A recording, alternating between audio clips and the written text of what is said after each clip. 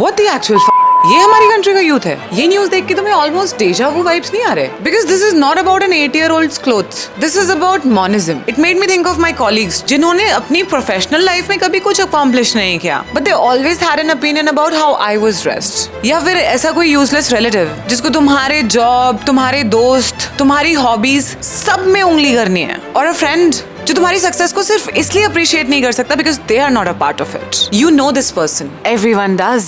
तो पुणे के पास में एक सिंगड़ फोर्ट है, and back in 1670 Tanaji Malusare climbed the fort's cliffs and took it back from an enemy with a handful of soldiers, but he died while doing it. When Chhatrapati Shivaji heard the news, he said, "We might have won the fort, but we lost a lion." And as a result, उन्होंने इस fort का नाम सिंगड़ fort रखा। Now cut to August 2026. 9 घोचू लोग एक 8 साल की बच्ची को शॉर्ट्स में देखते हैं, उसकी फैमिली को हरास करते हैं, आसपास के सारे टूरिस्ट को हरास करते हैं। पर क्यों?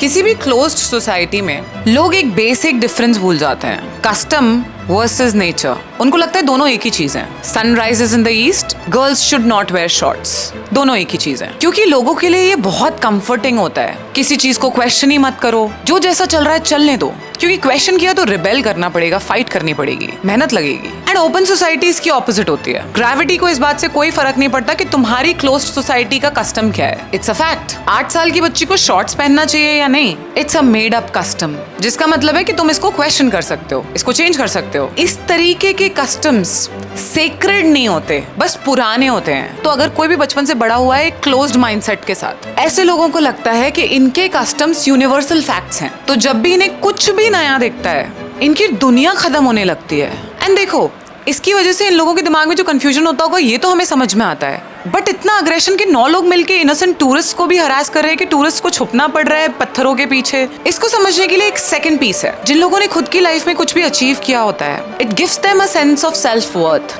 बट जिसने कभी कुछ नहीं बिल्ड किया, कभी कुछ रिस्क नहीं किया, कभी कुछ अचीव ही नहीं किया, ऐसे लोगों का sense of worth is empty. ऐसे लोग चीपेस्ट, इजीएस्ट तरीका ढूंढेंगे अपने सेंस ऑफ वर्थ को भरने के लिए। And the easiest way is by controlling someone who can't fight, somebody who can't push back. And the irony is, when you look at it, it's not really strength, it's hollow.